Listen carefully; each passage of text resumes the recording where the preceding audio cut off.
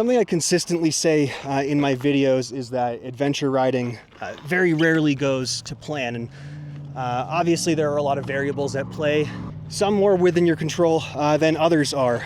In this case, you can see my bike is completely loaded up. I was going to do an overnight trip. I had a plan for a couple of videos tomorrow and ran into a pretty critical issue. Before I go any further into this, I want to mention I have the Outback Motortek crash bars and the Outback Motortek skid plate on my Tuareg, and I have been tremendously happy with them. I have put them through absolute hell from the time I had them on the bike until today. With that being said, in one of my recent riding videos, I broke a bracket on my skid plate. This one was, at least it felt like negligence. I kind of bashed it on a pretty big rock that I could have avoided. I could have taken an easier line, and I chose to abuse the skid plate. In that case, the bracket right here, I don't know how well you can see that. Let me pull the camera closer. I've had some complaints on my videos that when I carry the camera, it's a little bit motion sickness inducing, so please bear with me. I'm also going to put the microphone a little bit further away.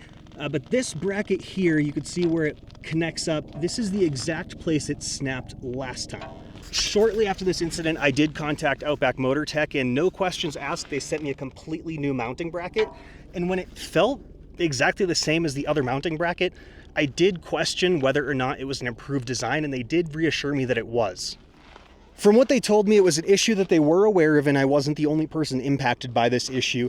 And the way they described it was basically people who actually off-road their adventure bikes encounter this issue. Obviously, I am one of those. I don't try to take it easy when I'm off-roading, but in this case, there wasn't an impact that seemed to lead to this crack. I had been driving on the roads for a solid 30-35 minutes, and out of nowhere, there was a crazy rattling noise, a very loud rattling noise. It sounded like the skid plate kind of colliding with some sort of metal, and I kicked it a couple times and could tell that it was moving freely, so I stopped. And the first piece I checked was that bracket that broke previously, and I saw that it was broken again. While I do anticipate Outback Motortek being willing to send out another bracket for this bike, I don't know that they have a new design where this issue is not going to happen again. And in this case, it kind of ruined a trip I had planned for the weekend. I'm also not the only person who is going to be on that trip. My girlfriend's got her truck all packed up. We have the dogs, and we're on the side of the road because we can't kind of safely get to our destination with the bike and the truck. So here's all my stuff, and here is her truck. We were ready to go. I think I've already said this, but in case I haven't, again, I really do not want to bash Outback Motortek. I've had somewhat regular conversations with those guys, and they are awesome.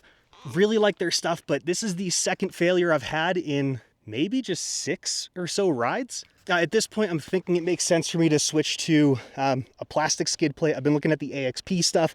I do have their rear rack for my luggage, and I'm pretty happy with it, and I think it might be more appropriate for my riding style. Unfortunately, I have strongly recommended both the crash bars and the skid plate from Outback Motortek to a number of Tuareg owners who've inquired on my setup on the channel, and I might be ruining trips without realizing it, and I don't want to make a recommendation that's going to leave someone stranded in the middle of the woods like this could have with me.